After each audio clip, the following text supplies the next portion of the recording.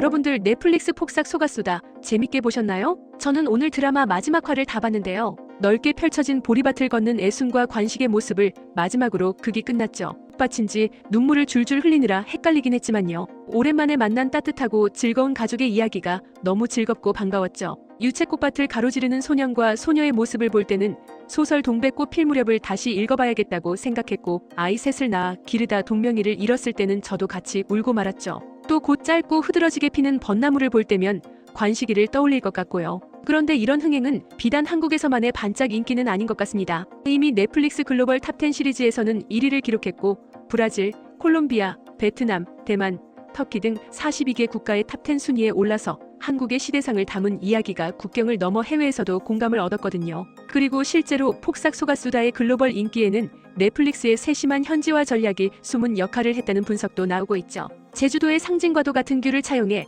각국 문화에 맞춘 제목을 설정한 점도 눈에 띕니다. 정말 수고했다는 뜻의 제주방언인 원제를 영어판에서는 인생이 당신에게 귤을 건넬 때라고 번역하는가 하면, 어린 애순이 쓴 동시에 운율은 영어 번역본에서도 운율이 반복되도록 번역하는 등 디테일한 현지화로 글로벌 어디에 있는 시청자라도 눈물 지을 수 있게 설계했죠. 하지만 넷플릭스가 정식으로 수입되지도 않아 도둑 시청할 수밖에 없는 중국 사람들이 이번에는 폭삭 속았수다에 대한 표절 시비를 걸기 시작했습니다. 시대극의 원조가 중국이며 이미 작품 속 배경인 시대상에서 극중 인물들이 경험한 시련이 모두 중국 영화나 드라마에서 그리는 그림을 그대로 한국에 끼워 맞춘 것이라 비난한 건데요. 웃기는 짜장들이죠. 그래서 오늘은 저작권 의식이라고는 아무것도 없는 만물이 중국에서 기원했다 주장하는 중국 사람들이 저지른 한국 콘텐츠 표절에 대한 이야기 이모저모를 전해드리려고 합니다. 먼저 잠시 저희 보도 국취재수첩 구독 설정도 부탁드리고요. 중국 사람들도 시대극을 참 좋아하는 것 같습니다. 그동안 대한민국 TV 프로그램을 대놓고 복제하던 중국이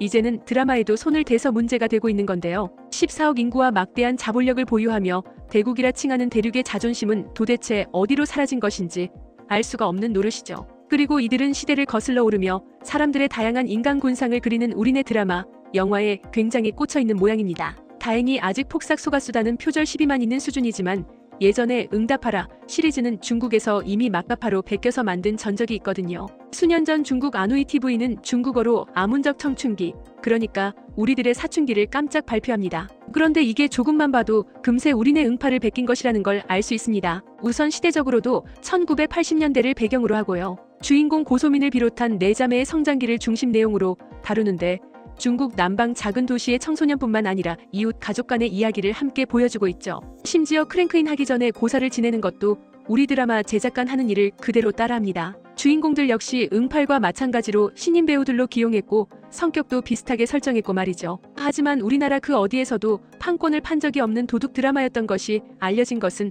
오래지 않아서였죠. 정말이지 진짜 문화적 식민지가 어디인가가 궁금해지는 상황인데요. 사실 이런 중국의 문화 강탈은 하루 이틀 된 이야기는 아니었습니다. 한국의 TV 예능 프로그램은 이미 완전히 중국 방송국의 노다지로 평가받을 정도인데요.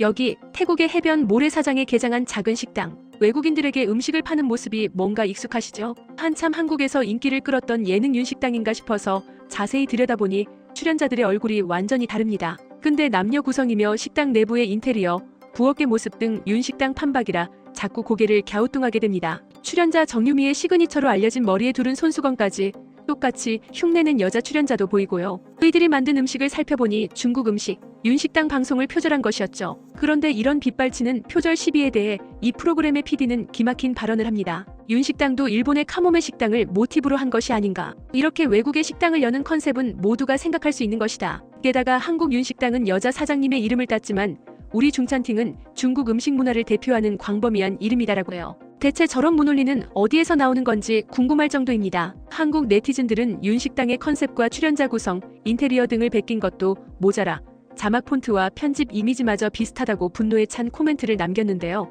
뻔뻔하게도 이 방송은 회를 거듭하며 아무 문제 없이 중국 내에서 방송이 됩니다. 표절 방송 중찬팅은 방영 첫 회부터 같은 시간대 시청률과 화제성을 잡으며 큰 인기를 끌어 중국 예능 시청률 탑10의 대다수 순위를 차지하기도 했죠. 윤식당의 나영석 PD는 한 방송에서 표절 방송에 대해 기분이 나쁘다며 직접적으로 의사를 표현하며 우리 포맷이 비싸지 않으니 정품을 구매해달라. 포맷을 구매하면 직접 여러 가지 구체적인 것까지 알려드리고 AS도 해드린다라며 중찬팅을 향한 불편함을 재치 있게 포장해 말했죠. 뺏기면 실패하는 경우가 많다라는 나영석 PD의 마지막 말은 묵직하게 와닿았죠. 하지만 이런 것에 흔들릴 중국은 아니었습니다. 이처럼 과거에도 그렇고 지금도 한국의 모든 것을 표절하고 때때로 자기네 것이라 주장하는 중국의 콘텐츠들은 스토리라인은 물론이고 인물 구성, 중요 소품까지 유사해 한국인의 질타를 받아왔는데요. 사실 한알령 이전에는 판권을 사가는 척이라도 했습니다. 나는 가수다, 아빠 어디가, 런닝맨 등은 중국이 한국에서 예능 판권을 사간 프로그램이거든요. 그런데 한알령 이후로는 중국 방송가는 아예 양심을 팔아먹은 것처럼 행동하고 있습니다. 한국 국회의원이 방송통신위원회에서 자료를 받아 발표한 조사 결과에 따르면 중국 방송이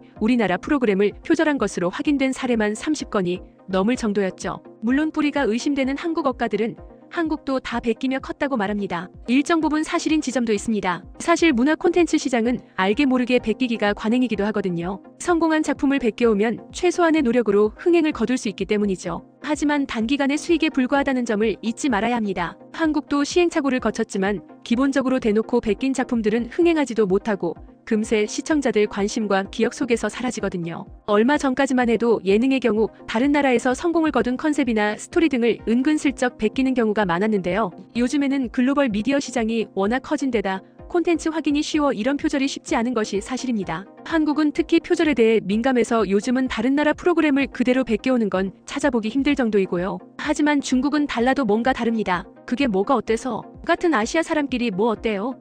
라는 뻔뻔함이 상상 이상의 수준이거든요. 물론 한때는 중국 네티즌들조차 한국 콘텐츠를 베껴오는 것에 대해 비판의 목소리를 내기도 했습니다. 중국판 트위터인 웨이보에 만드는 프로그램마다 한국 프로그램 표절이라며 한국 예능을 표절한 중국 예능이라는 해시태그가 등장하기도 했었죠. 그런데 이게 2년 시간이 흐르다 보니 당연시되기 시작한 것입니다. 그런데 더 큰 문제는 훔친 포맷으로 버젓이 방송을 하고 있는 중국 방송사들이 이걸 수출까지 하고 있다는 점입니다. 한국 프로그램들의 고유한 아이디어가 중국의 것으로 둔갑해버린 거죠. 프랑스 깐느에서 열린 영상 콘텐츠 마켓인 밉TV에서도 중국의 뻔뻔스러운 행태는 이어졌는데요. 한류 예능을 표절한 작품을 깐느에서 대놓고 판권을 판매하려 했던 것이죠. 당연히 방송가에서는 대책 마련에도 고심하고 있는데요. 뚜렷한 답은 나오지 못하고 있습니다. 한중 FTA 지식재산권 협정에는 저작권과 유사 상표 등을 금지할 권리를 부여하고 손해배상을 청구할 권한이 명시돼 있지만 중국 정부가 노골적으로 자국 기업을 보호하고 있는 풍토 아래에 적절한 조치가 취해지는 건 거의 불가능에 가깝다고 봐야 하거든요.